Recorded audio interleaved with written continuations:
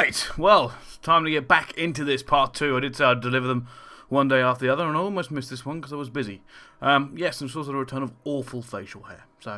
But I hope you watched the first one. I hope you kind of understand. It was more of a foundation laying for this video, because there's some really good examples I needed to kind of put down and for you to understand. So if you haven't seen it, go see part 1. I'll try and link it in the description if I remember.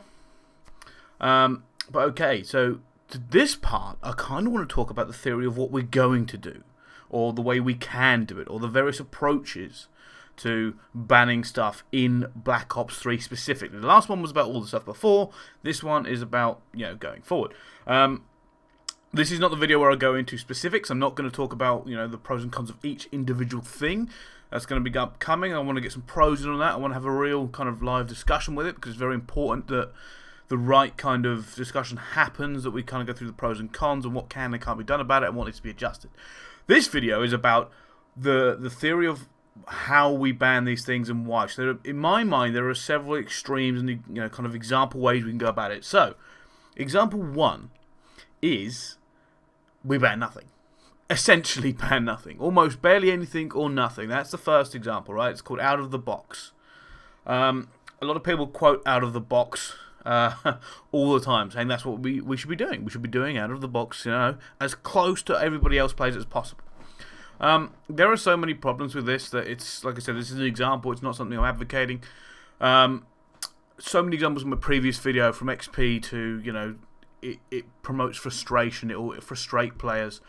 It'll make players not want to play this, and I think everybody at home will get bored of watching players not wanting to play the game at that kind of level, because of what will happen with it. I mean, I know people on COD 4 who used to play TDM only on wet work, and all they would do was set up claymores and sit with LMGs in corners, and don't get me wrong, that's not what we're talking about here, but it is kind of what we're talking about. Is that if that's what it takes to win, that's what you're going to do, and it's incredibly frustrating to play against, and it isn't any fun.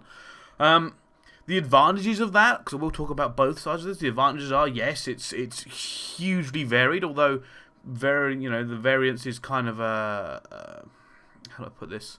It's not a real variance, because like I spoke about in the previous video with Black Ops 1, banning things actually can add variety to what people pick, instead of just leaving it all open. Because if it's all open, people just use the strongest thing. That's what they do. Most players will go for the most efficiency, the best kind of weapon they can in their scenario, and that can be limited to only a few weapons. That can actually be worse unless you ban these things, because they're not going to play with a weapon that's just not as good as another weapon. It's just not going to happen. So that's kind of like one of the big arguments here, is that we need to keep it as close to out of the box as possible. So that's example 1 of the way we could do things. Obviously, that also comes down with the issue of the pick and ban system, which is important, because if we don't ban the right things, or ban anything, then the pick and ban system actually becomes useless. And that's probably the most criminal thing about this, is not banning anything would completely ruin the point of making a pick and ban system. We might as well just tell Wonderhard to go make something else, because it's just silly, right? Fortunately, restricting things is in the game. I don't know if everybody's gone through the settings yet, but on the ban and protect, in the kind of the advanced settings for Codcaster and hosting, you can restrict things. So that's already ready to go. So that's kind of already the other extreme. So we'll go on to example 2 now. I don't want to spend too long on that one. Is we ban tons of stuff, and I mean a sugar load of stuff. And this one has its own benefits, right? I'm a purist. I've been around playing things like COD 4, and I spoke earlier about how bare bones the COD 4 rule set got at points, even though it's still quite varied.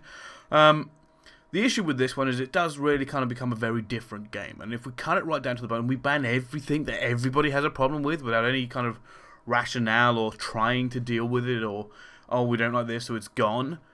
You could genuinely cut this game down to, like, nothing. Like, we've seen it before. We've seen one-gun metas, and I hate it. I hate some of the metas that we've had because of what we've done with the banning system. I do think that there is a scope to ban, but this is so careful to control. I do not think going overboard and just banning a ton of things is right. Although I don't agree that there needs to be a gentleman's agreement this year. The gentleman's agreement last year was stupid. So that's the other extreme. Right? Both extremes are example 1 and 2. And I think we can all agree that no more time needs to really be spent on them too much, because they're extremes, right? They're pretty much not what we're going to do. It's not what any rational person would do, even though some people are arguing for it. So example 3, and example 3 is this grey area, and example 3 actually takes up all of the scope from 1 to 2. It's this massive block of let's ban this, let's ban this. Now, this actually splits into several areas. There are the obvious bans. Things like UAV, counter UAV, etc, etc, right? Pretty much going to be default bans. I think we can all agree on that. I mean, most people will agree that stuff is kind of stupid. There are different arguments about what's next. So this next section, this middle section, is so difficult because a lot of people want to stick with a lot of stuff. A lot of people like the LMGs. There's a lot of controversy going on about the LMGs now, about banning and nerfing and all that sort of stuff. And I think the community, realistically, and I think the developers want to reach a point where we don't ban things, we nerf them instead. Now, if that's true, that's probably an ideal scenario. But it requires a massive amount of micromanagement. It requires patching various guns, specialists, all kinds of stuff, attachments, whatever. It requires patching them in a way that doesn't disrupt the competitive season. We've got big events coming up. The World League qualifiers is in 2 weeks. There's an event already this week. There's an event tomorrow. So all this is crazy because it's so finite. And it's pretty much what people are stressing about. And the reason, I think, like, a lot of you have been complaining about the pros, you know, kind of getting angry over this and talking about this. Imagine if this was your job, but you didn't know the rules to your job. That's what they're complaining about. All these players want to play, and they want to play long hours a day, but they don't want to just practice nothing. They want almost perfect practice. You don't practice and just play against bots. You play against other teams. You need to learn these rules. You need to know the kind of the foundations and the structure of what you're going to be playing in, so you can come up with your strategies and start getting used to it. And I think that's what's stressing the pros out. They're just sitting there and they're like, I don't want to play with this because I don't think it's going to be in. But if it is in, then, well, I don't know. How can I play a game when I don't know what the rules are going to be? So, I said this grey area is terrible. It's so hard to kind of get right.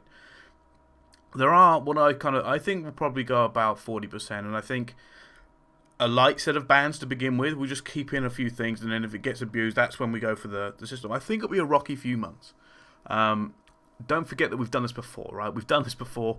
We've had guns in there that have come out later in the meta, and I'd rather us get it right here. The thing is great. The thing that will help this is quick turnaround. We've been so bad at it, so bad at the communication, and so bad at actually figuring out what we need to do that changes take months and months to actually happen. I mean, like, Black Ops 2, we played with the FAL and the Cap 40 at Champs. I might remember, was it the Cap 40? Maybe. I know the FAL was there because I remember watching the Proofy. But that disappeared. That was gone, and it was all down to the M8. But like, that's what I'm saying. Like, this will change. We do our first bans and we carry on from there. Yes, Call of Duty has a short, limited lifespan. Yes, it's super important. We have to get it done. But this is not a decision you can rush because everything has to be playtested. That's the one thing I'll talk about. Is if you don't playtest everything, if you don't test everything to find out, whether you can adapt to it, how it changes the meta, rather than just going, "Oh, this is terrible." It's going to go bad. And that works on both sides of the argument, by the way. Things for bans and things for keeping. Both sides have to be playtested. The problem is that to playtest things, you at least have to stick some basic rules in. And that's how it works. It should keep being refined. There should be players right now whose sole job it is to find these rules. And honestly, someone pay them. Just somebody pay the pros to playtest it and just keep testing it. And just tell them, this is the rules, come down. Assemble a council, assemble a close-knit with the developers or whatever, and just have them play that over and keep changing it. Keep figuring out what the key picks and bans, keep figuring it out statistically. And we'll go from there. We'll just keep testing it. But nobody's doing that right now because everybody's playing with a dozen different rules. And instead of playing it, are discussing what they could and couldn't use. So nobody's actually kind of going down a scientific process of figuring out what we need to do. This grey area will go on for a little while. There'll be a first set of rules come out, and I don't think everybody will be completely happy with it. That's not going to happen. It will never happen that the first rules is perfectly right and we don't change it for the rest of the year. And I'm prepared for that. I'm okay with, knowing that this is going to change. It's happened at every game we've ever played in. So, prepare yourself for that. Prepare for some very angry pros. Prepare to see some more immaturity on Twitter. So, bearing in mind that we've got this horrible birthing process to come through, I actually have an idea. My idea is example number 4. Now, bearing in mind, I agree with the playtesting anything. So I'm going to take the playtesting from example 3 that I think should 100% be done, because it's kind of what I see as necessary. Example 4, or Bryce's horrifically idea thing, cracking name, is we've always done this the same way.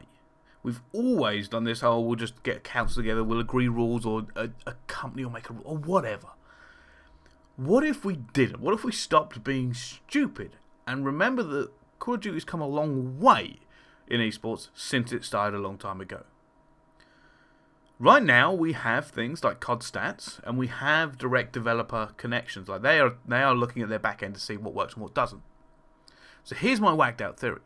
What if we do something like a circular imbalance system where we have our base bands, we just go for that and we put them in there and we kind of pick the bands and we think what's right and we go through our playtest and we do all our due diligence, and then in a month or 2 months we review that and look what needs to go with, and we use statistics of what pros are banning in and out.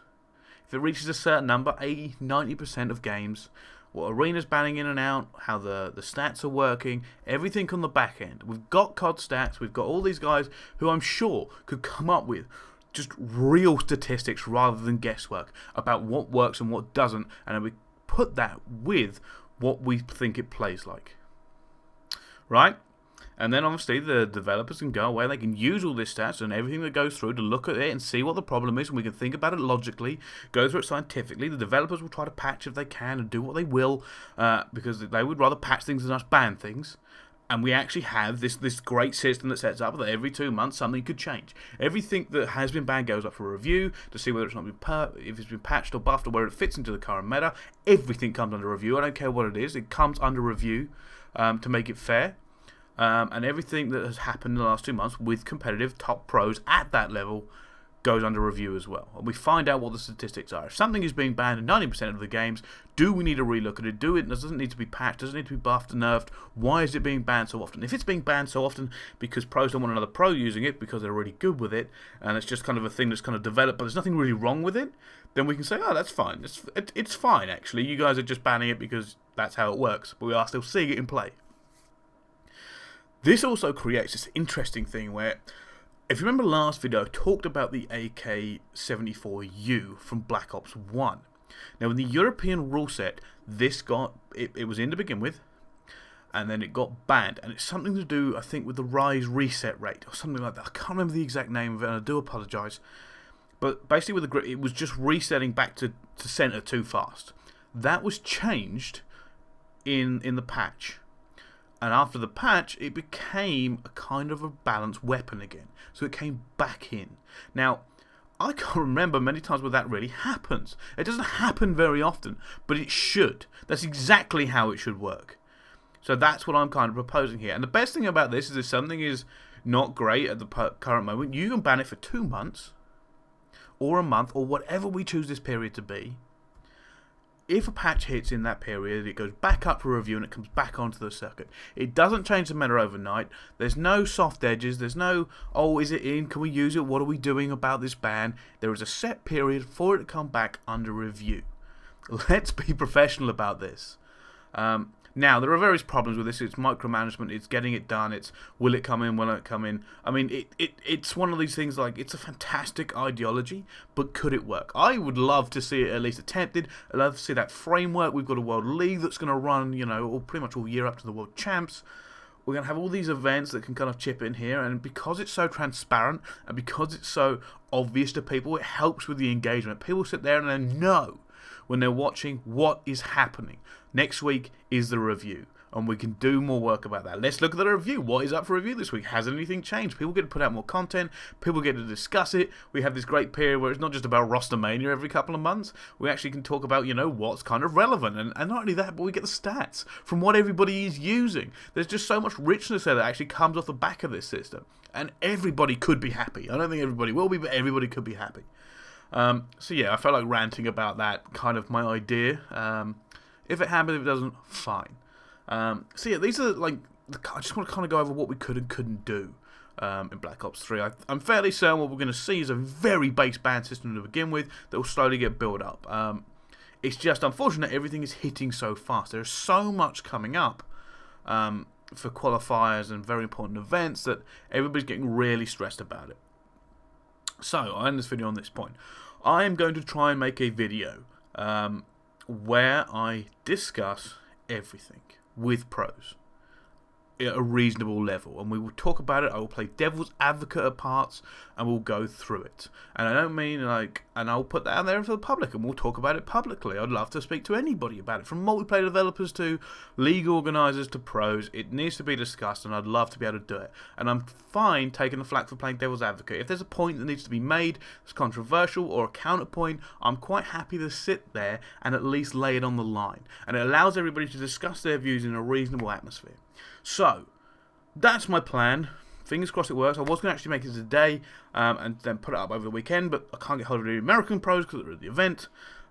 So, I'm going to end this with saying thank you all for watching. Please leave a like, subscribe, leave a comment below, because I'd love to hear your experiences with this, you know, what you've been through and how long you've been in the scene and everything about the pick and ban system and whether or not you even like this idea. That's really important for me.